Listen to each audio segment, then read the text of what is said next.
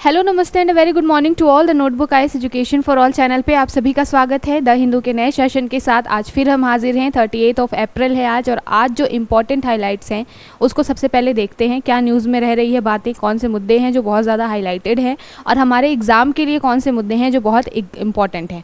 तो सबसे पहले हाईलाइट देखेंगे क्या आज की न्यूज़ आई हुई है, और अलग अलग डायमेंशंस में आज की न्यूज़ है, और इन्वायरमेंट से रिलेटेड कुछ चीज़ें आई हुई हैं। साथ के साथ में सुप्रीम कोर्ट की एक वर्डिक्ट आई हुई है, और रिलीजन से रिलेटेड भी एक टॉपिक है कि मुस्लिम एक महिला है जो कि चाहती है कि वो हिंदू रूल के अकॉर्डिंग उसको ट्रीट किया जाए, सो दैट उसको उसके पेरेंट की जो प्रॉपर्टी है उसमें हिस्सा मिल सके। तो इस तरीके का बहुत ही इंटरेस्टिंग एक न्यूज़ आया है। तो इसको हम कॉन्स्टिट्यूशन के लिहाज से देख लेंगे कि हमारे कॉन्स्टिट्यूशन में जो article 25 to 28 right to religion की बात करते हैं, तो उसमें क्या प्रोविजंस मेंशन है और क्या इस तरीके की कोई पॉसिबिलिटीज़ है जो वो महिला डिमांड कर रही है। तो देखेंगे उसको बहुत ही अच्छे से। साथ के साथ और भी इंपॉर्टेंट न्यूज़ है, जैसे कि डायरेक्ट और इनडायरेक्ट टैक्स से रिलेटेड जो एक न्यूज़ आई हुई है। साथ के साथ इन्फ्लेशन और सेविंग्स में क्या रिलेशन है उसके बारे में एक बहुत ही अच्छा आर्टिकल है इकोनॉमी से रिलेटेड। तो बहुत ही अच्छा आज का यूज़फुल सेशन रहने वाला है। बिना वक्त गवाए हुए सबसे पहले हम हाइलाइट्स देखेंगे, उसके बाद जो है इन डिटेल चर्चा को शुरू करेंगे। तो चलिए शुरू करते हैं। सबसे पहले देख लेते हैं कि क्या इंपॉर्टेंट हाइलाइट्स रहने वाली है। तो पहली हाईलाइट हमारी क्या है, सुप्रीम कोर्ट में एक मामला गया है, बहुत ही इंटरेस्टिंग सा मामला है। एक मुस्लिम महिला है जिन्होंने एक पिटीशन डाली है, और उन्होंने बोला है कि वो मुस्लिम पर्सनल लॉ के अकॉर्डिंग ट्रीट ना करके अगर उनको जो हिंदू लॉज हैं उनके अकॉर्डिंग ट्रीट किया जाए, ऐसी उनकी डिमांड है, सो दैट क्या हो सके, उनको उनके पेरेंट की प्रॉपर्टी में हिस्सा मिल सके। तो क्या न्यूज़ है, SC issues notice to government on petition of non believer Muslim. तो इसमें बात की गई है, जो SC है सुप्रीम कोर्ट है, उनने गवर्नमेंट को एक नोटिस इशू किया है, और उसमें बोला है कि इस तरीके का कोई प्रोविज़न अगर है या हो सकता है तो आप प्लीज़ इसको करिए, सो दैट हम क्या कर सके, इस तरीके के लोग जो चाहते हैं, जिनकी कोई इच्छा है इस तरीके की, उनको यहाँ पर फुलफ़िल किया जा सके। तो क्या न्यूज़ है उसको देखेंगे। साथ के साथ में ये जो टॉपिक है आपके GS पेपर 2 में रिलेट करता है। GS पेपर 2 में जो पॉलिटी वाला सेक्शन है वहाँ पर ये टॉपिक रिलेट करेगा। तो हम अपने एग्ज़ाम के लिहाज से इसको देखेंगे। कैसे देखेंगे, प्रीलिम्स में आपसे क्वेश्चन पूछते हैं फैक्चुअल, जैसे कि article 25 to 28 right to religion की बात करता है, तो वहाँ पर ये जो क्वेश्चन है, ये जो टॉपिक है, वहाँ से लिंक हो सकता है, और हो सकता है कि आपसे इस तरीके से कहीं क्वेश्चन बन जाए। तो हम इसको देखेंगे। अगली हमारी न्यूज़ क्या है, G7 ministers agree to phase out coal fired power plant by 2030। तो G7 कंट्रीज़ की मीटिंग होनी है। अभी 2 दिन पहले हमने डिस्कस किया है कि मेलोनी जी ने इंडिया को इनवाइट किया है, और मोदी जी ने उसको इनविटेशन को क्या किया है, एक्सेप्ट किया है। तो G20 की जो मीटिंग है वो तो जून में होने वाली है, लेकिन उनके जो मेंबर कंट्रीज़ हैं उन्होंने बोला है कि अभी जो कोल फायर्ड प्लांट इस्टेब्लिश किए जाएंगे बाय 2030। और जो भी ये पूरा मुद्दा है वो COP28 से निकल के आया है। COP28 में इस तरीके की बात की गई थी कि जो ग्लोबल वार्मिंग है या इन्वायरमेंटल जो भी चेंजेस इतने हो रहे हैं, जो नेगेटिव इफेक्ट इन्वायरमेंट के ऊपर पड़ रहा है, उसको किस तरीके से टैकल करना है, इसको लेकर के ये पूरा मुद्दा है, कंसर्न है। तो देखेंगे क्या न्यूज़ आई हुई है। अगली हमारी हाईलाइट क्या है, the paradox of thrift does a rise in saving cause a fall in investment. तो यही जो है आर्टिकल है मैं बात कर रही थी, जिसके बारे में इकोनॉमी में GS पेपर 3 से रिलेटेड है। और यहाँ पे बात क्या की जा रही है, यहाँ पर एक थ्योरी है जिसके बारे में बात की जा रही है, कीन्स की थ्योरी है, जिसमें वो कहते हैं कि जब सेविंग बढ़ने लगती है तो इन्वेस्टमेंट घटने लगता है।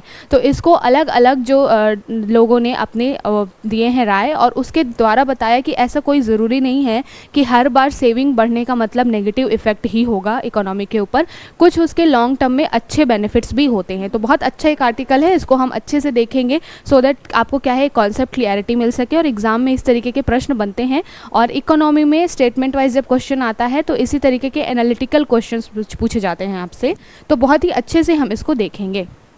अगली हमारी हाईलाइट क्या है, the rising share of personal income tax and indirect tax is concern. तो यहाँ पर एक न्यूज़ आई हुई है जिसमें बात की गई है कि जो इनडायरेक्ट टैक्स है वो बढ़ रहा है, लेकिन जो डायरेक्ट टैक्स है यानी कि कहना चाहिए कि जो किसी व्यक्ति की इंडिविजुअल आय पर लगने वाला टैक्स है वो घट रहा है, स्पेशली मिडिल क्लास फैमिलीज़ के रिगार्डिंग ये सारी बातें की गई है। तो इसका इकोनॉमी पे क्या इफेक्ट है, इसके बारे में ये आर्टिकल है, तो बहुत अच्छे से चर्चा करेंगे। अगली हमारी न्यूज़ क्या है, why is Venice charging a entry fees for tourist. तो अभी वेनिस जो है, जो यूरोप का एक छोटा सा कंट्री है, इटली में वहाँ पर पड़ता है, इटली के आसपास में वेनिस। तो वहाँ पे क्या किया जा रहा है, कि जो टूरिस्ट आने वाले हैं वहाँ पर उनको एंट्री फ़ी लगाई जा रही है और इसको रिलेट किया गया है सस्टेनेबल डेवलपमेंट से। तो क्या न्यूज़ है उसको देखेंगे और किस तरीके से अगर ये जो टूरिज़्म है उसको एंट्री फ़ी लगा दिया जाए, हर कंट्री ऐसा करने लगे, तो इसके क्या बेनिफिट है या क्या नेगेटिव इफेक्ट है, इसके बारे में एक छोटा सा आर्टिकल है जिसको देखेंगे। यहाँ पर इंडिया के पर्सपेक्ट में भी बात की गई है कि क्या इंडिया को इस तरीके से कोई भी मेजर लेने चाहिए, तो देखेंगे इसको क्या पूरा मुद्दा है। अगली न्यूज़ क्या है, court's nurse to hospital charges a reform opportunity. तो ये एक एडिटोरियल आया हुआ है, बहुत ही ज़्यादा इंपॉर्टेंट यूज़फुल फैक्ट्स इसमें नहीं है, लेकिन एक इशू ज़रूर, कंसर्न ज़रूर रेज होता है। क्या कि जो हॉस्पिटल के चार्जेस हैं, अभी जो अगर आप देखेंगे कि गवर्नमेंट हॉस्पिटल में उसी बीमारी की, उसी सर्जरी की ट्रीटमेंट में अराउंड जितने भी चार्जेस लगते हैं, प्राइवेट हॉस्पिटल में उसका 2 गुना या 3 गुना लग जाता है। तो उससे रिलेटेड कोर्ट ने ऐसा गवर्नमेंट से बोला है कि आप इस तरफ भी ध्यान दीजिए, कुछ तो ऐसे मेजर्स लीजिए सो दैट ये जो गैप है, जो प्राइवेट जो हॉस्पिटल्स है और जो गवर्नमेंट हॉस्पिटल्स है उनके बीच ये जो गैप है उसको कम किया जा सके। तो इसके रिगार्डिंग ये जो आया हुआ है एडिटोरियल उसको हम देख लेंगे। अगली हमारी न्यूज़ क्या है, warming of Indian Ocean set to accelerate. अभी स्टडी एक आई है, मैंने कल बात की थी कि जो हीट वेव आ रही है या फिर टेम्परेचर राइज हो रहा है उसका एक इफ़ेक्ट हो रहा है किसके लिए, साइक्लोन और एंटी साइक्लोन से रिलेटेड, कि हीट वेव और ग्लोबल वार्मिंग या टेम्परेचर राइज होने की वजह से साइक्लोन की या एंटी साइक्लोन के जो केसेस हैं वो बढ़ने वाले हैं। तो उसी के रिगार्डिंग ये बात की गई है कि अभी जो इंडियन ओशियन का जो सरफेस लेवल है वहाँ पर जो पानी का जो लेवल है वो ऊपर आ रहा है और इसका सीधा सीधा रीज़न क्या है, ग्लोबल वार्मिंग, और पानी का लेवल ऊपर आ रहा है, साथ के साथ में टेम्परेचर भी वहाँ का राइज हो रहा है जो कि कंसर्न है। तो देखेंगे इसको क्या बात कर रहा है और इसके क्या नेगेटिव इफेक्ट पड़ने वाले हैं हमारे ऊपर में, उसको देखेंगे। अगली हाईलाइट क्या है, expert panel favours reopening elephant corridor shifting Chinnakanal colony. तो अभी ये जो केरला से रिलेटेड एक न्यूज़ है, केरला में जो हाथियों का जो आक्रमण है वो बहुत ज़्यादा बढ़ गया है और ये क्यों बढ़ता है, जब भी मैन और एनिमल का कॉन्फ्लिक्ट होने लग जाता है तब इस तरीके की केसेस आते हैं। तो वहाँ पर एक जो चीज़ है, कई बार ऐसा होता है कि एक हाथी है जो क्या करता है, वहाँ पर जो पीडीएस होते हैं, जो कि राशन दुकानें होती हैं, उसको वो डिस्ट्रॉय कर देता है क्योंकि उसको खाना नहीं मिलता, तो वो शहर की तरफ भागता है। या फिर जो कॉरिडोर्स है जो कि एनिमल्स के लिए बनाए जाते हैं, वहाँ पर कहीं ना कहीं ब्रीच होने लगा है लोगों के द्वारा, वो जंगलों की कटाई हो रही है या फिर इंफ्रास्ट्रक्चर डेवलपमेंट हो रहा है। इस वजह से, बहुत सारे रीजंस की वजह से क्या है, जो रियल नेचुरल हैबिटेट है एनिमल का वो क्या हो रहा है, ख़त्म हो रहा है। और इसकी वजह से वो धीरे धीरे शहरों की तरफ आ रहे हैं और शहरों की तरफ आते हैं तो फिर वहाँ पर लोग होते हैं और लोग क्या होते हैं, कई बार डर जाते हैं। बड़े भाई हाथी तो देखकर कोई भी डर जाएगा, अगर वो ऑफेंसिव रूप से आ रहा है आपकी तरफ, बिल्कुल दौड़ता भागता आ रहा है, तो आप भी डर जाएंगे, हम भी डर जाएंगे।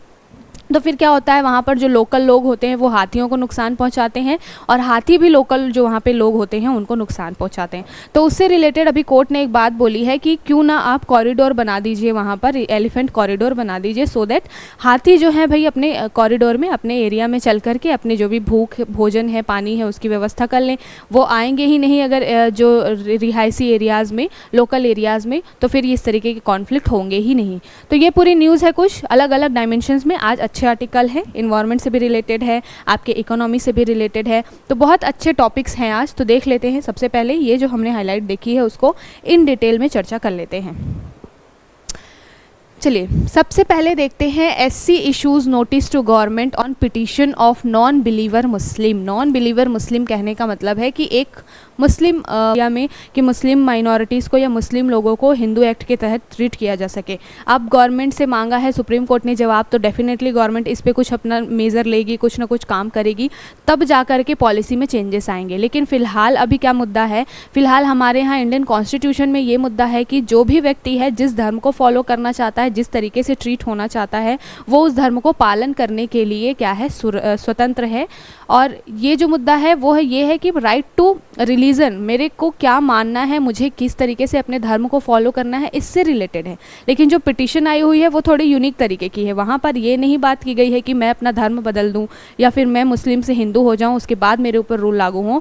वो महिला जो है वो मुस्लिम ही रहना चाहती हैं, लेकिन वो अपने जो लॉज हैं, वो जो चीज़ें हैं जिसके अकॉर्डिंग ट्रीट होती हैं, उनको वो हिंदू लॉज के अकॉर्डिंग ट्रीट करना चाहती हैं। तो अलग तरीके का कॉन्सेप्ट है। फिलहाल यहाँ पर जब धर्म का मुद्दा हाईलाइट होता है तो हो सकता है कि क्वेश्चन आपसे पूछ लिया जाए। तो हमारे लिए अभी फ़िलहाल 4 आर्टिकल्स हैं इंडियन कॉन्स्टिट्यूशन में जहाँ से धर्म से रिलेटेड कोई मुद्दा होता है तो क्वेश्चन बनने की संभावना रहती है। तो क्या न्यूज़ चल रही है ये तो हमने देख लिया। अब थोड़ा सा हम यहाँ पर अपना पॉलिटी को रिवाइज़ कर लेते हैं, क्योंकि एग्ज़ाम पास में आ रहा है, थोड़ा थोड़ा इसी तरीके से रिवाइज़ करते चलेंगे तो डेफिनेटली आपका एक बहुत अच्छे से तैयारी हो जाएगी।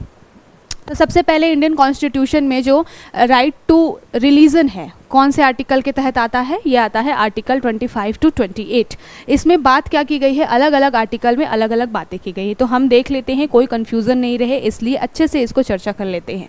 तो आर्टिकल 25 क्या कहता है, अंतर आत्मा की स्वतंत्रता और धर्म का स्वतंत्र व्यवसाय, अभ्यास और प्रचार। इसका कहने का मतलब क्या है कि सभी व्यक्तियों को अंतर आत्मा की स्वतंत्रता है, मतलब मेरा मन क्या कहता है। अगर मेरा मन कृष्ण की भक्ति में ज़्यादा लगता है तो मैं कृष्ण की डिवोटी बन जाऊँ, अगर मेरा मन शरिया के लॉ में ज़्यादा लगता है और अगर मेरा मन मुस्लिम धर्म की तरफ ज़्यादा अट्रैक्ट है तो मैं मुस्लिम बन जाऊँ। ये मेरी इच्छा है, मेरी अंतर आत्मा है, और जो मेरी अंतर आत्मा कहेगी जिस धर्म को मानने की, मैं स्वतंत्र हूँ उस धर्म को मानने के लिए। बी इट मैं किसी भी रिलीजन से आती हूँ बाय बर्थ, लेकिन अगर मेरी अंतर आत्मा कहती है कि मुझे हिंदू की तरफ, हिंदू लॉज जो हैं या हिंदू धर्म ज़्यादा अट्रैक्ट करता है तो मैं उसकी तरफ बढ़ूँगी, और अगर मुझे मुस्लिम धर्म ज़्यादा अट्रैक्ट करता है तो मैं मुस्लिम धर्म की तरफ बढ़ने के लिए भी स्वतंत्र हूँ। ये आर्टिकल 25 कहता है, ठीक है।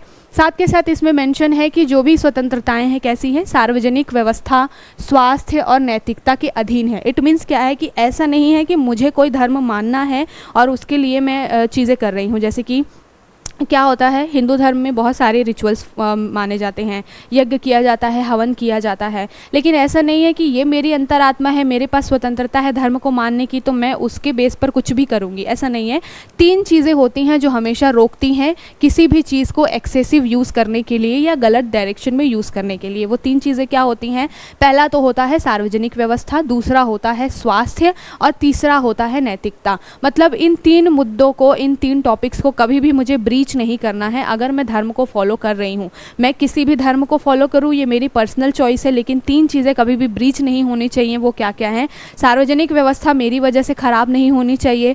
दूसरी बात है कि किसी के स्वास्थ्य के ऊपर, जो लोग हैं उनके स्वास्थ्य के ऊपर नेगेटिव इफेक्ट नहीं पड़ना चाहिए। और तीसरी चीज़ है कि नैतिकता का जहाँ मुद्दा है, अनैतिक मेरा काम नहीं होना चाहिए अगर मैं धर्म को फॉलो करने की बात करती हूँ। जैसे कि मुस्लिम में होता है ताजिया की रैली निकलती है ना, या फिर जो हिंदू में भी कई सारी रैलियाँ निकलती है। तो आप अपने धर्म को मानने के लिए स्वतंत्र हैं, लेकिन अगर उससे सामाजिक व्यवस्था खराब हो रही, कहीं पे दंगे हो रहे हैं, तो फिर आपको वो रैली निकालने से, वो धर्म को फॉलो करने से, मानने से उस समय के लिए रोक दिया जाएगा। दूसरी बात यह है कि आपने देखा होगा तांत्रिक वगैरह जगह जगह पे पकड़ाते हैं, नरबली की समस्या आती है, तो ये धर्म में, हिंदू धर्म में तंत्र मंत्र बहुत ज़्यादा चलता है, लेकिन जब वहाँ पर लोक स्वास्थ्य की बात आए और किसी की जान जाने की बात आ जाए तो फिर उस तंत्र विद्या को रोक दिया जाता है, ठीक है। तीसरी बात यह है कि नैतिक आचरण होना चाहिए, धर्म को मानना, धर्म तो बात ही करता है नैतिकता की। धर्म से क्या होता है, इंसान के अंदर बहुत सारे स्पिरिचुअल गुण आ जाते हैं ना, और वो सारी चीज़ें अगर आप मेरे धर्म के नाम पे अलग तरीके से अपने आप को ट्रीट करोगे और उसकी वजह से अगर कहीं ना कहीं नैतिकता जो है वो आड़े आ जाएगी, तो इन 3 मुद्दों के आधार पर आप अपने धर्म को फॉलो नहीं कर पाएंगे। तो ये एक तरीके का कहना चाहिए, जो टर्म है संविधान में, युक्ति युक्त निर्बंधन। तो युक्ति युक्त निर्बंधन इसी को कहते हैं कि आप अपने धर्म को मानने के लिए तो स्वतंत्र हैं, लेकिन कुछ 2-3 ऐसे मुद्दे हैं जिसके आधार पर आपको क्या करना है, देख करके चलना है कि आपकी वजह से किसी को क्या हो, हानि ना हो, कोई परेशानी ना हो। ये आर्टिकल 25 है। आर्टिकल 26 में क्या है, धार्मिक मामलों के प्रबंधन की स्वतंत्रता है। इसमें क्या आ जाता है कि मैं किसी धर्म को मानती हूँ, जैसे कि मान लो मैं हिंदू धर्म को मानती हूँ, तो मेरे पास ये स्वतंत्रता है कि मैं उस धर्म को प्रमोट करने के लिए कुछ व्यवस्था कर सकती हूँ, मैनेजमेंट कर सकती हूँ। जैसे कि गणेश चतुर्थी आती है, दुर्गा पूजा होती है, तो वहाँ पर मंदिरों में, मंडप में क्या होता है, पंडाल वगैरह लगते हैं, वहाँ पर मूर्ति बिठाई जाती है, पूजा पाठ होती है। तो ये सारी चीज़ें करने की, प्रबंधन करने की धार्मिक मामलों की स्वतंत्रता कौन देता है, आर्टिकल 26 देता है। इसमें भी सेम चीज़ें होती हैं कि ये जो 3 चीज़ें हैं वो ब्रीच नहीं होनी चाहिए, सार्वजनिक व्यवस्था, नैतिकता और स्वास्थ्य। फिर आपका चलता है आर्टिकल 27। आर्टिकल 27 क्या कहता है, किसी विशेष धर्म के प्रचार के लिए करों के भुगतान की स्वतंत्रता। तो किसी विशेष धर्म का, चाहे वो हिंदू हो, मुस्लिम हो, जिस भी धर्म को हम फॉलो करते हैं, उसके प्रचार के लिए करों के भुगतान की स्वतंत्रता है। मतलब कि क्या है, इसके अनुसार कोई भी कर नहीं लगाया जा सकता है केंद्र के द्वारा। मतलब मैं कोई धर्म को अगर फॉलो करती हूँ, उसका प्रचार प्रसार करती हूँ, मुझे कोई पैसा अर्न होता है, तो उस पर टैक्स नहीं लगाया जाएगा केंद्र के द्वारा। ये कौन बात करता है? ये आर्टिकल 27 बात करता है, जिसकी आय सीधे किसी विशेष धर्म या संप्रदाय के प्रचार और रखरखाव के लिए उपयोग की जाती है। ठीक है। उसके बाद 28 आर्टिकल क्या करता है कि कुछ शैक्षणिक संस्थानों में धार्मिक शिक्षा या धार्मिक पूजा में उपस्थिति के संबंध में स्वतंत्रता है। तो जैसे कि मदरसे हो गए, मदरसे में क्या होता है कि वहाँ पर धार्मिक शिक्षा दी जाती है बच्चों को। अभी यूपी का एक न्यूज़ आई हुई थी ना, जिसमें बात की गई थी कि मदरसों में जो शिक्षा दी जा रही है उसको यूपी गवर्नमेंट बंद कर रही थी, और बच्चों को क्या है, स्कूल में भेजने के लिए ज़्यादा से ज़्यादा प्रमोट करने की कोशिश कर रही थी, मोटिवेट करने की कोशिश कर रही थी। लेकिन इलाहाबाद गवर्नमेंट ने उसके ऊपर स्टे लगा दिया और बोला कि मदरसों को बंद करना सॉल्यूशन नहीं है, मदरसों को रेगुलेट करना एक अच्छा सॉल्यूशन हो सकता है ना। पहली बात ये। दूसरी बात ये कि ये आर्टिकल 27 में जो करों के भुगतान की स्वतंत्रता है, तो ऐसा आपके दिमाग में क्वेश्चन आ सकता है कि जब हज की यात्रा होती है उस टाइम तो गवर्नमेंट टैक्स लेती ही है।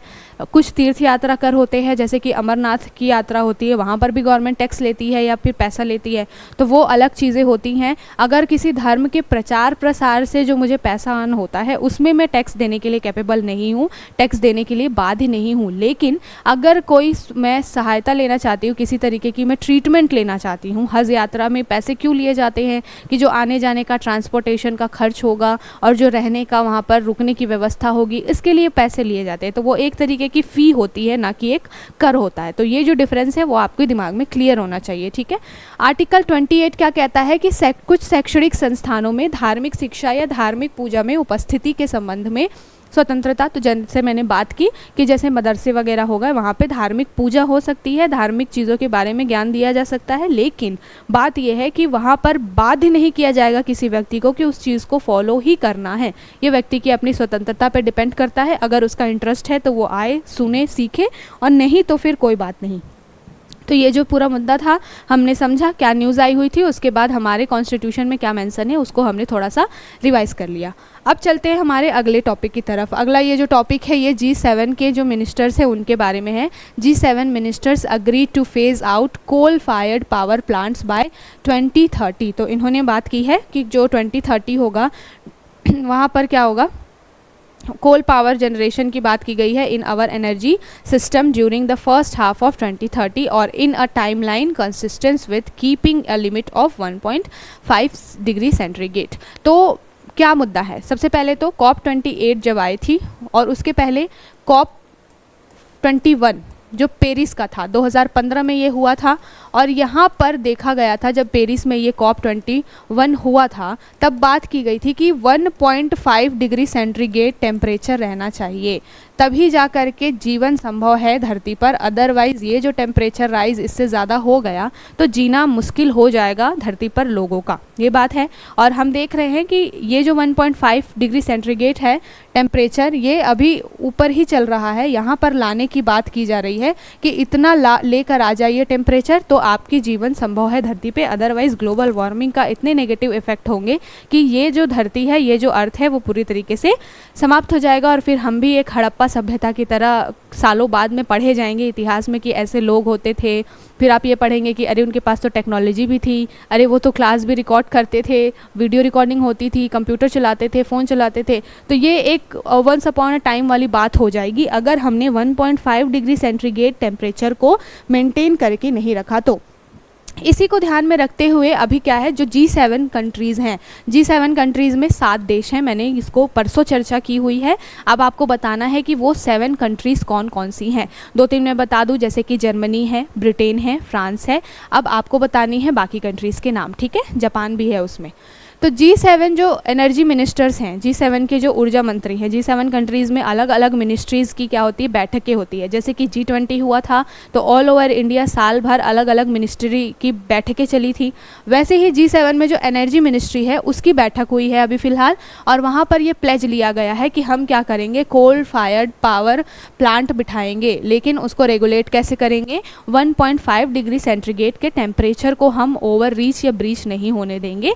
ये यहाँ पर प्लेज लिया गया है। सारा मुद्दा उठ करके कहाँ से आया है, COP28 में इस तरीके की बात की गई थी कि हाँ इस दिशा में काम करना चाहिए। उसको ध्यान में रखते हुए अभी ये जो मेजर्स है वो ले जाने की बात की जा रही है। डेट याद रखिएगा कब तक के लिए, 2030। तो बाय 2030 के फर्स्ट हाफ में, यानी कि जब आधा समय होगा ये जो 2030 का, मान लीजिए 2030 जैसे ही लगेगा, उसके फर्स्ट हाफ में अगले 6 महीने के अंदर अंदर क्या होगा, इस तरीके के मेजर्स लिए जाएंगे। तो ये जो छोटी सी न्यूज़ है उसको ध्यान में रखिएगा। ये आप कभी आंसर वगैरह में अपने कोट कर सकते हैं कि तरह तरह की ऑर्गेनाइजेशंस क्या कर रही हैं जो सेफ्टी मेजर्स ले रही हैं टूवर्ड्स क्या, क्लाइमेट चेंज और ग्लोबल वार्मिंग को रोकने के लिए। ठीक है, तो ये जो पूरा टॉपिक है ये आपके GS पेपर 2 में इंटरनेशनल ऑर्गेनाइजेशंस और इंटरनेशनल रिलेशन से क्या होगा, रिलेट करेगा। साथ के साथ इसको आप GS पेपर 3 में इन्वायरमेंट से भी रिलेट करके अपने आंसर में कोट कर सकते हैं।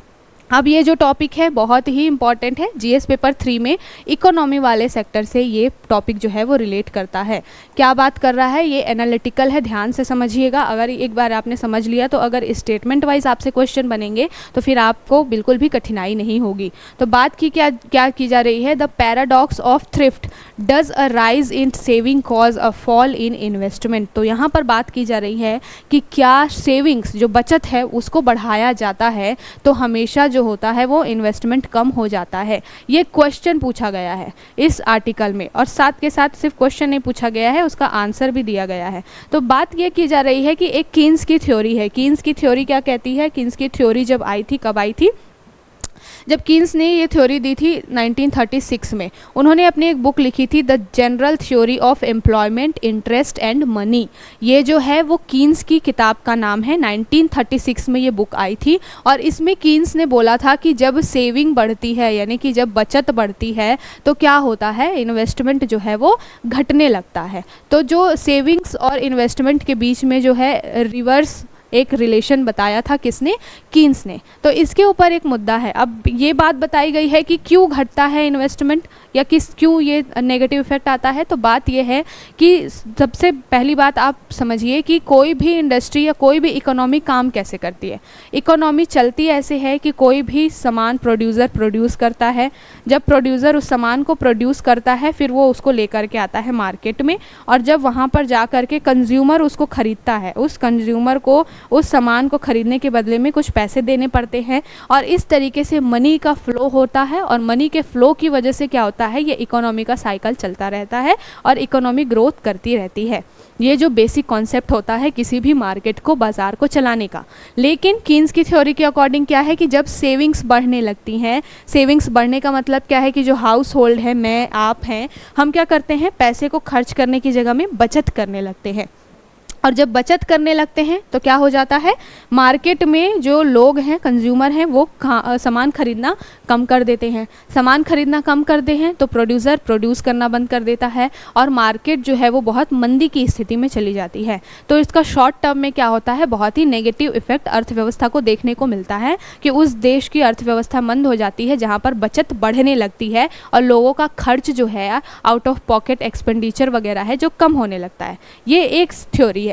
लेकिन उसके अगेंस्ट में जो बहुत सारे जो इकोनॉमिस्ट हैं वो दूसरी थ्योरी देते हैं और बोलते हैं कि ऐसा ज़रूरी नहीं है कि जब सेविंग बढ़ती है तो मार्केट में घाटे की स्थिति आए, ऐसा ज़रूरी नहीं है। जब आप लॉन्ग टर्म में चीज़ें देखेंगे तो आपको इसके बेनिफिट दिखाई देंगे। कैसे बेनिफिट दिखाई देंगे कि मान लीजिए कि मैंने सेविंग्स करना शुरू किया, आज मैंने पैसे जोड़ने शुरू किए और मैं आज 10-10 रुपये करके या 100-100 रुपये करके मैं जोड़ रही हूँ। एक साल के बाद जब मैं इस चीज़ों को देखूँगी तो मेरे पास अच्छा खासा एक अमाउंट क्या होगा, तैयार हो जाएगा, है ना, कलेक्ट हो जाएगा। और फिर मैं इस अमाउंट को क्या करूँगी, अगर मेरे पास मोटी रकम हो जाएगी तो मैं इसको क्या करूँगी, इन्वेस्ट करूँगी। डेफिनेटली पैसे रख के क्या करूँगी, वो डबल तो हो नहीं जाएंगे रखे रखे।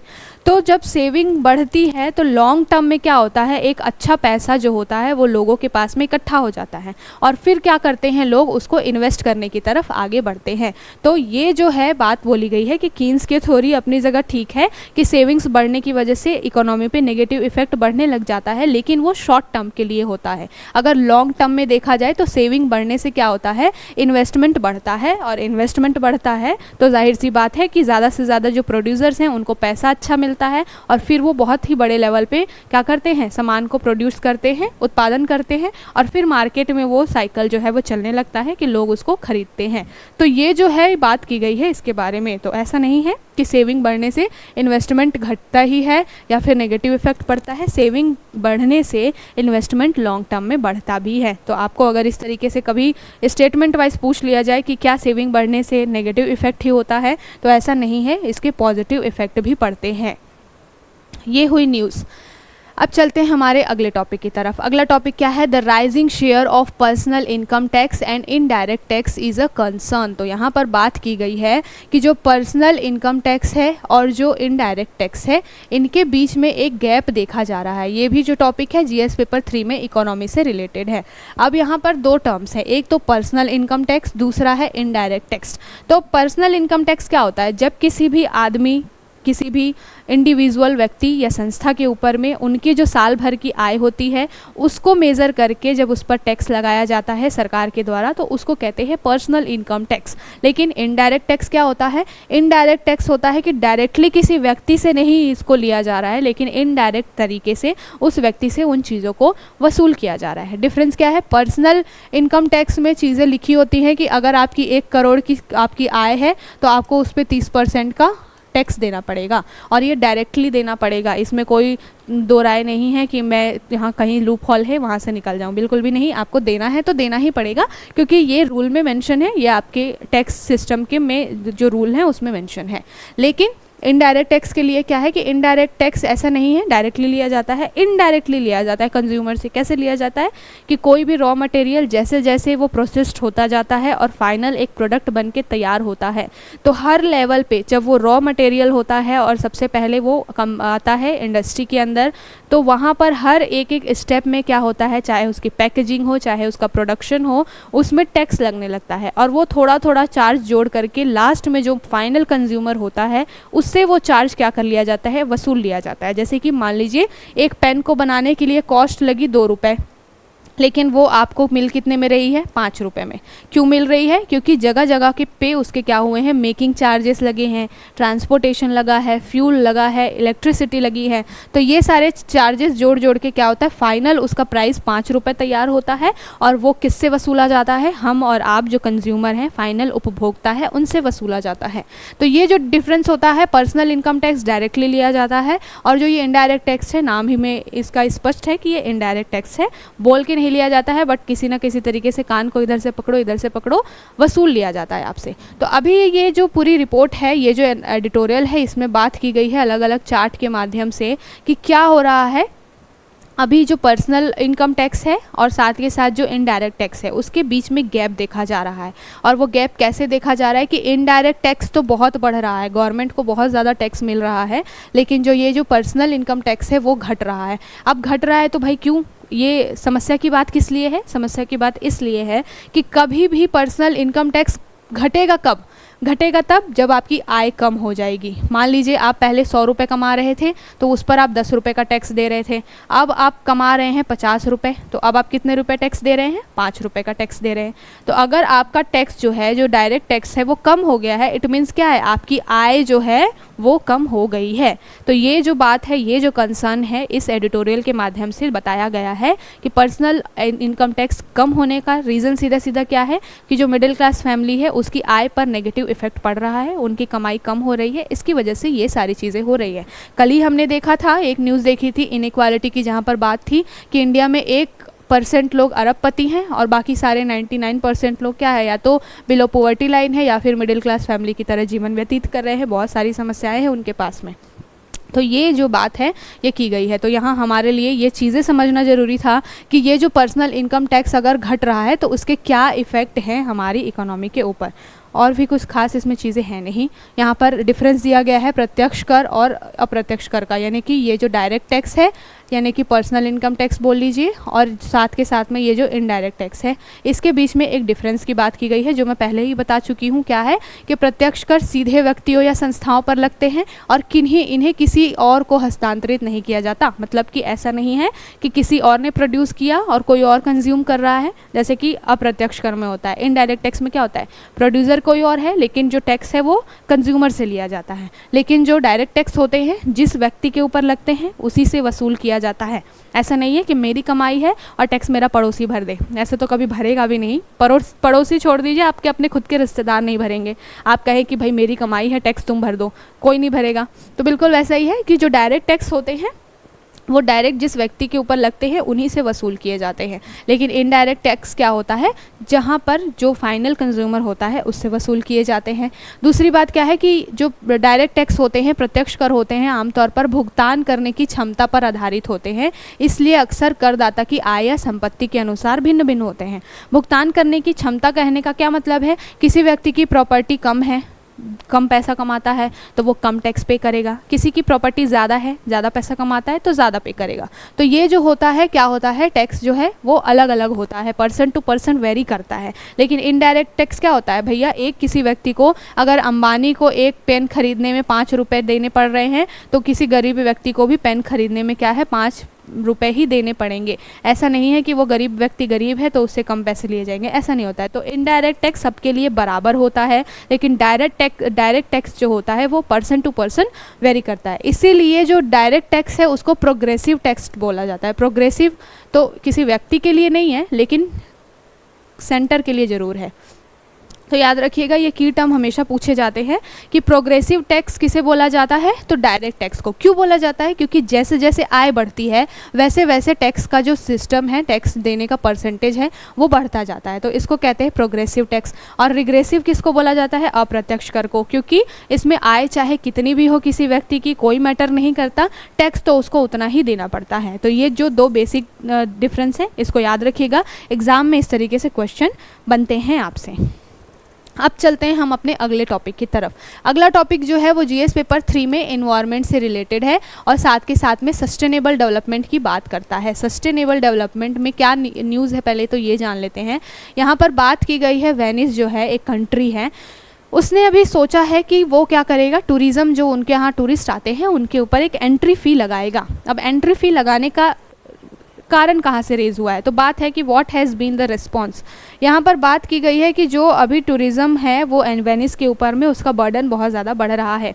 और हमारे यहाँ भी इंडिया में पता नहीं ऐसा चलन क्यों है कि अभी तो मैंने जितने लोगों को देखा है बहुत ज़्यादा यूरोप घूमने के लिए जाते हैं। पता नहीं, इंडिया में इतनी खूबसूरत प्लेसेस हैं जहाँ पर आपको अगर मौका मिले तो पहले वहाँ जाना चाहिए, उसके बाद विदेशों में जाना चाहिए। खैर अलग बात है, अब सब हर किसी की अपनी पर्सनल चॉइस है। तो वेनिस में अभी क्या हो रहा है कि जो टूरिज़्म का जो बर्डन है वो बढ़ रहा है, बहुत ज़्यादा लोग वहाँ पे घूमने के लिए आ रहे हैं। और जब लोग बहुत ज़्यादा घूमने के लिए आते हैं तो बहुत ही कहना सही है कि लोग बहुत अनहाइजीनिक भी हैं। तो क्या करते हैं, वहाँ पे बहुत ज़्यादा कचरा फैला देते हैं, कहीं पे प्लास्टिक फेंक देंगे, कहीं पे कुछ। तो इस वजह से क्या होता है कि जो एनवायरनमेंट है उसको नुकसान होता है। तो वेनिस अब इसको ठीक करने के लिए एक क्या कर रहा है, एक मेज़र ले रहा है। और उसमें क्या कर रहा है, टूरिज़्म को क्या कर रहा है, अब एंट्री फ़ी लगाएगा टूरिस्ट के ऊपर कि भैया यहाँ पर आपको आना है, आपको एंट्री फ़ी पहले इतना पे करना पड़ेगा तभी आप यहाँ पर आ पाएंगे। तो एक अच्छा चीज़ है, अच्छी एक मेज़र है, सेफ्टी मेज़र्स ठीक है। अगर आप सस्टेनेबल डेवलपमेंट की बात करते हैं तो सस्टेनेबल डेवलपमेंट क्या होता है कि हम अपने आने वाली पीढ़ी के लिए जो आज की धरोहर है उसको बचा करके रखें, ठीक ठाक रखें, सो दैट क्या हो कि आगे आने वाली पीढ़ी उसका सही से यूज़ कर पाए। अब ये तभी हो पाएगा ना जब हम साफ़ सुथरा स्वच्छ रखेंगे अपने एनवायरनमेंट को। तो वेनिस ये इस तरीके का मेज़र ले रहा है। तो आप इसको अपने आंसर राइटिंग में एज अ एग्जाम्पल यूज़ कर सकते हैं कि इस तरीके की चीज़ वेनिस में हो रही है और इसका एक इफ़ेक्ट अच्छा पड़ेगा। क्यों, पहली बात तो ये कि टूरिस्ट से टैक्स अच्छा कलेक्ट होगा। अगर एंट्री फ़ी लग रही है तो टैक्स भी अच्छा आएगा। और वो टैक्स का पैसे का यूज़ वेनिस कैसे करेगा, अपने टूरिस्ट प्लेस जितने होंगे उनको और ज़्यादा अच्छा तरीके से ट्रीट करने के लिए, उनको साफ़ सुथरा रखने के लिए, उनको और यूज़र फ्रेंडली बनाने के लिए। तो यूनेस्को की डेंजर लिस्ट में इस वजह से जो वेनिस है उसका टूरिस्ट प्लेस शामिल हो गया है, क्योंकि वहाँ पे बर्डन बढ़ रहा है। इसको ध्यान में रखते हुए वेनिस ने इस तरीके का मेज़र लेना शुरू किया है।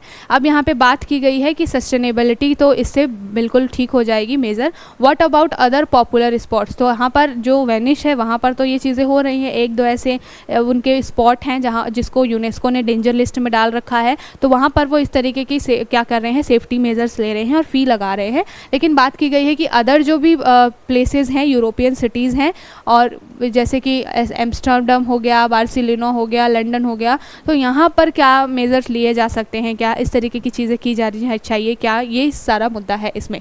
साथ के साथ में इंडिया के रिस्पेक्ट में भी बात की है कि कैन इंडिया फॉलो सूट, तो इसमें बात की गई है कि बिल्कुल इंडिया में भी इस तरीके की चीज़ें की जानी चाहिए, क्योंकि इंडिया एक तो खुद की पॉपुलेशन इतनी ज़्यादा है, उसके बाद में इंडिया में फॉरेन टूरिस्ट बहुत ज़्यादा आते हैं।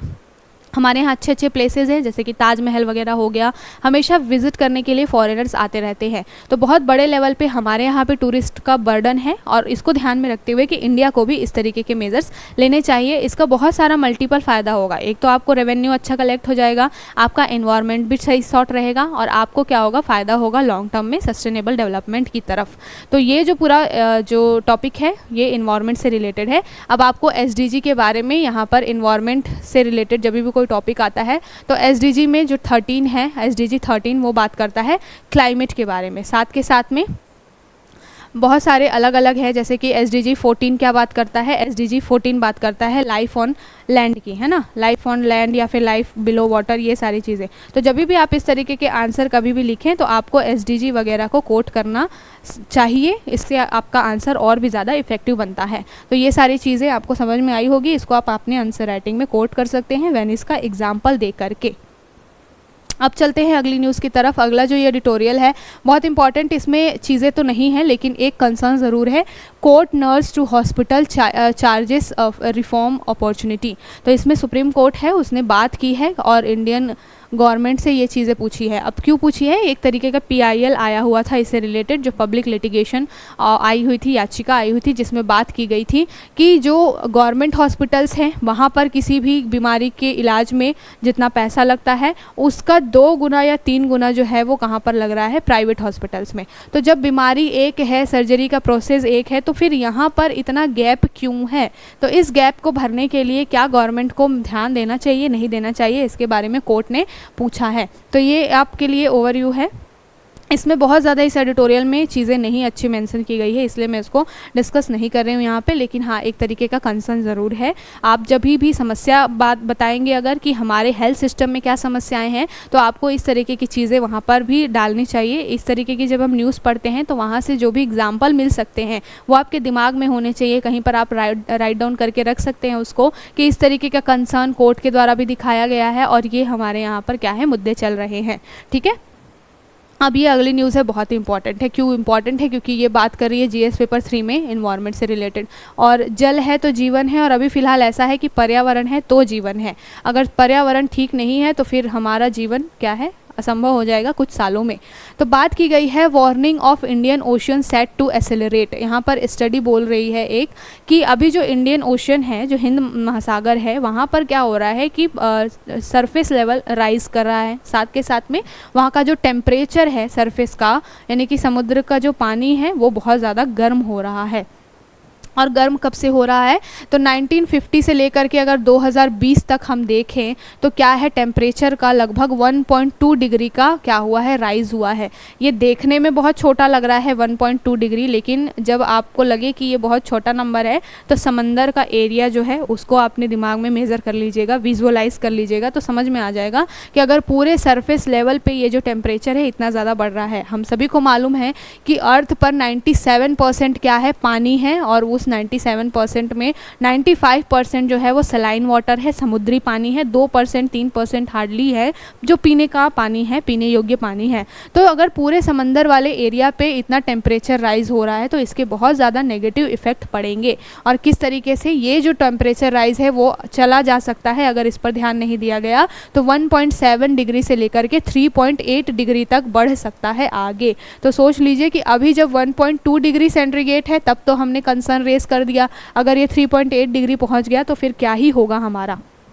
साथ के साथ इसमें बात की गई है कि अभी क्या होता है, टेम्परेचर राइज की वजह से, मैंने कल बात की थी कि साइक्लोन कब आता है, जब समुद्र का जो सरफेस का टेम्परेचर जो है वो 27 डिग्री होता है, तब जाकर के साइक्लोन आता है। अब ये जो सरफेस का लेवल है बढ़ता जाएगा तो साइक्लोन चक्रवात आने की खतरे भी बढ़ते जाएंगे। इस आर्टिकल में बात की गई है कि अभी जो है अगर 20 बार चक्रवात आता है एक साल में, तो अब वो क्या हो जाएगा, बढ़ करके 220 से 250 चला जाएगा। यानी कि इतने सारे डेज होंगे जहाँ पर चक्रवात की समस्या होने लगेगी अगर हमने इसको ध्यान में नहीं दिया। और अगर चक्रवात बढ़ने लगा तो मैंने कल ही बताया था कि साइक्लोन आता है तो क्या आता है भाई, भारी तबाही लेकर आता है। जब भी साइक्लोन आता है मौसम ख़राब हो जाता है, तूफान आती है, बहुत सारे जो कोस्टल एरियाज़ होते हैं वहाँ पर जीवन अस्त व्यस्त हो जाता है। तो अगर इस तरीके से टेम्परेचर राइज होता रहा, हमने इसको टैकल नहीं किया, तो फिर क्या होगा, हमारा जो साइक्लोन आने का जो खतरा है वो बहुत ज़्यादा बढ़ने लगेगा और उसके बहुत सारे नेगेटिव इफ़ेक्ट देखने को मिलेंगे। साथ के साथ इसमें बात की गई है कि सिर्फ ये नहीं होगा कि साइक्लोन ही आएगा, इससे ये भी चीज़ होगी कि जो कोरल ब्लीचिंग है वो बहुत ज़्यादा बढ़ जाएगी। अब कोरल जो ब्लीचिंग क्या होती है तो हमने देखा हुआ है, और जिन लोगों को नहीं पता होगा, कोरल रीफ होती हैं। कोरल रीफ जो होती हैं वो क्या होती हैं, एक तरीके से रंग बिरंगी कह लीजिए शैवाल होती हैं, जो कि जो समुद्री चट्टानें होती हैं वहाँ पर उगती हैं, और इन चट्टानों पे ये जो होती हैं वो अपना जीवन भरण पोषण करती हैं, और इनकी वजह से जो है आसपास का एनवायरनमेंट साफ़ रहता है, क्योंकि ये स्वच्छ वातावरण में ही उगती हैं। तो कोरल रीफ एक तरीके से इंडिकेटर होती हैं स्वच्छ वातावरण के, साफ पर्यावरण के। लेकिन अभी जब ग्लोबल वार्मिंग का जो डे बाय डे बढ़ रहा है, उसकी वजह से ये जो कोरल रीफ हैं इनकी क्या हो रही है, ब्लीचिंग हो रही है, इनका कलर धीरे धीरे ख़त्म हो रहा है। रंग बिरंगी होती हैं, कलर धीरे धीरे ख़त्म होता है और एक टाइम के बाद क्या होता है, ये नष्ट हो जाती हैं। तो ये जो कोरल ब्लीचिंग की समस्या है ये भी बहुत ज़्यादा बढ़ने वाली है अगर साइक्लोन जो है वो बहुत ज़्यादा बढ़ जाएगा और अगर टेम्परेचर का राइज़ इसी तरीके से होते रहेगा। साथ के साथ में समुद्र के सरफेस पर भी फॉरेस्ट होते हैं। ऐसा नहीं है कि जंगल केवल धरती पे होते हैं, समंदर के अंदर भी नीचे फॉरेस्ट होते हैं जहाँ पर मछलियाँ रहती है, बहुत अलग तरह तरह के जीव रहते हैं। तो जब टेम्परेचर का राइज़ होगा तो समंदर को भी इससे इफेक्ट होगा, वहाँ के फॉरेस्ट को भी होगा। और साथ के साथ में जो फिशरीज सेक्टर है, समुद्र में बहुत बड़े लेवल पे मछली पालन किया जाता है। हमारे यहाँ जो साउथ वाला जो तमिलनाडु वगैरह का जो रीजन है वहाँ पर जो लोगों का जीवन ही इनके ऊपर, फिशरीज़ के ऊपर डिपेंड करता है, ठीक है ना। तो यहाँ पर जब ग्लोबल वार्मिंग की समस्या बढ़ेगी, टेम्परेचर राइज होगा, तो उसकी वजह से क्या होगा, इस तरीके की फिशरी सेक्टर को भी नुकसान का सामना करना पड़ सकता है। साथ के साथ इसमें बात की गई है वन हिरोशिमा बॉम्ब। तो अभी बात की गई है कि अगर ये जो टेम्परेचर राइज है इसको कंट्रोल नहीं किया गया तो बाय 21 सेंचुरी, अभी तो हम क्या है 21वीं शताब्दी में जी रहे हैं, जब ये शताब्दी पूरी हो जाएगी उस समय तक इतना टेम्परेचर का राइज हो चुका होगा कि हिरोशिमा में बॉम्ब गिरा था उस तरीके की जो हीट है, उस तरीके का एनर्जी जो है वो रिलीज़ होगा यहाँ पर। तो बहुत ही मेजर भयावह जो है कंसर्न है ये जो है, अगर हमने इस पर ध्यान नहीं दिया। तो ये जो पूरा टॉपिक है जीएस पेपर 3 में एनवायरनमेंट से रिलेटेड है, इसको आप अपने आंसर में कोट कर सकते हैं। अगली ये न्यूज़ है, बहुत छोटी सी है, इसमें बात की गई है expert panel favours reopening elephant corridor shifting Chinnakanal colonies. ये जो चिन्नकलन कॉलोनीज़ है ये भी कहाँ पर आती है, मुन्नार वाले रीजन में। अब मुन्नार से आपको याद आया होगा, अगर अच्छे से पढ़ाई की होगी तो ज़रूर याद आया होगा कि हमने कल ही इसके बारे में बात की थी कि यहाँ पर टी कल्टीवेशन जहाँ पर हो रहा है वहाँ पर 3 टाइगर स्पॉट किए गए हैं। तो ये वही वाला रीज़न है जहाँ पर अभी फ़िलहाल हाथी कॉरिडोर, एलिफेंट कॉरिडोर बनाने की बात की गई है। और ये पूरा एरिया कहाँ पर आता है, तो केरला में आता है। केरला हाई कोर्ट ने बोला है कि जो पैनल है एक तरीके से बैठे और वो ध्यान दें कि एलिफेंट कॉरिडोर बनाया जाए। एलिफेंट कॉरिडोर बनाए क्यों जाते हैं, जो इडुक्की डिस्ट्रिक्ट है केरल का, वहाँ पे जनरली ये होता है कि जो हाथी हैं वो शहरों की तरफ या गांव की तरफ बहुत ज़्यादा आते हैं। क्यों आते हैं, क्योंकि उनको खाना नहीं मिलता होता है, और यहाँ पर जो पब्लिक डिस्ट्रीब्यूटिंग के लिए जो शॉप्स होती हैं जहाँ पे पीडीएस राशन मिलता है, ये हाथी वहाँ पर आते हैं, वहाँ पे अटैक करते हैं। और जब भी इस तरीके से कोई जानवर अटैक करेगा तो जाहिर सी बात है जो इंसान है वो उसको रेप्लिकेट करेगा, उसकी तरफ वो हावी होगा ही होगा। तो यहाँ पर मैन ह्यूमन एनिमल जो कॉन्फ्लिक्ट है वो बहुत ज़्यादा बढ़ता है। तो इसको रोकने के लिए जो पैनल है, हाई कोर्ट ने और पैनल ने ये बोला है कि क्या करना चाहिए, कॉरिडोर बना देना चाहिए। एलिफेंट कॉरिडोर अगर बन जाएगा तो हाथी क्या है वो शहरों की तरफ नहीं आएंगे। तो ये जो पूरा टॉपिक है मैन और एनिमल कॉन्फ्लिक्ट से रिलेटेड है। लोकेशन से याद रखिएगा कि ये जो चिन्नाकलन है या फिर मुन्नार है, ये बहुत ज़्यादा अभी न्यूज़ में है, तो हो सकता है कि आपको एग्ज़ाम में कहीं ऑप्शन में दिख जाए कि ये कहाँ पर है, किस राज्य से आता है, तो केरल आपको पता होना चाहिए। तो ये एक छोटी सी न्यूज़ है जिसको हमने देखा। ये था आज का पूरा सेशन। आई होप आपको आज का सेशन अच्छा लगा होगा। जो भी हमने पॉसिबल चीज़ें थी यहाँ पर डिस्कस की, जो भी इंपॉर्टेंट टॉपिक्स थे जहाँ से आपके प्रश्न बन सकते थे, उसको हमने उस डायमेंशन में देखा। तो आई होप आपको सेशन अच्छा लगा होगा। कल फिर मिलेंगे नए टॉपिक्स के साथ में, तब तक के लिए थैंक यू।